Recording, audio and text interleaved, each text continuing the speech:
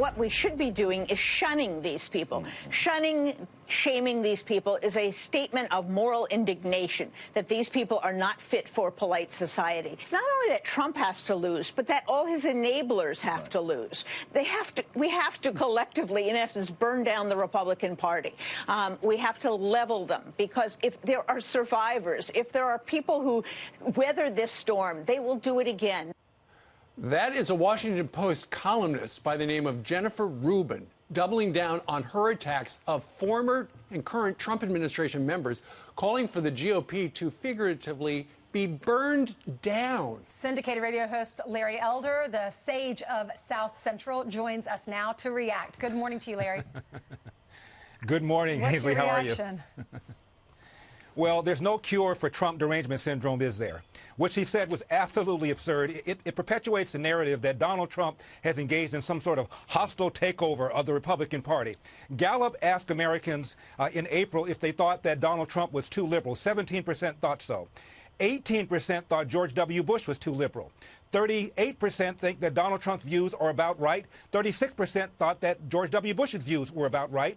39% believe that Donald Trump is too conservative. The same number believe that George W. Bush was too conservative. The point is that people perceive Donald Trump and George W. Bush to be ideological mirrors. So how is it that the Republican Party should be burned down because of what Donald Trump has done to it? He's done nothing to it, as far as most Americans are concerned. 88% of Republicans support him at the very least. I've seen numbers even higher than that. But what about the fact that the word she used, burn him down, burn down the party? There can't be any survivors. Where's that come from? You tell me. What about that psychiatrist who was on CNN on the weekend who said that in this century, Donald Trump is more destructive than Mao, Hitler, and Stalin were in the last century, and may be responsible for many more deaths than they were? I mean, where do you go from there? What do you do with that? I have no idea what to say. You know, and the thing about Jennifer Rubin at the Washington Post is she's their conservative columnist. That's what they call her.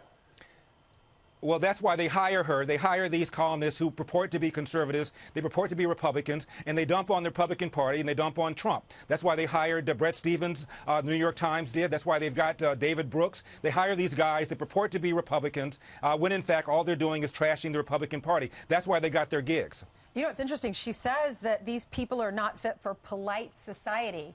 Right. The people who support President Trump, they're not fit for polite society. Why is that polite for her to say that? Or to talk about burning down? Well, why was it... Go ahead, sorry. Why was it okay for Maxine Waters to say whenever you see a Trump cabinet member form a crowd, let them know they're not welcome anywhere anymore? I mean, all Donald Trump did about the squad was tell them to leave the country. They're telling the Trump supporters to leave the world, I guess. They're not welcome anywhere anymore. I mean, this thing is Trump derangement syndrome. And as I said before, there's no cure for it. Well, it's a sad commentary that the two sides are so polarized. It is. More people believe that Donald Trump is racist than believe that George Wallace was racist back in 1968. George Wallace, the one that said segregation now, segregation tomorrow, segregation forever. More people believe that Donald Trump is more racist than George Wallace. This is sick. 86% of Republicans believe that Donald Trump is a racist. Are you serious? I mean... Read all about it in the Washington Post. Larry, thank you very much. Larry.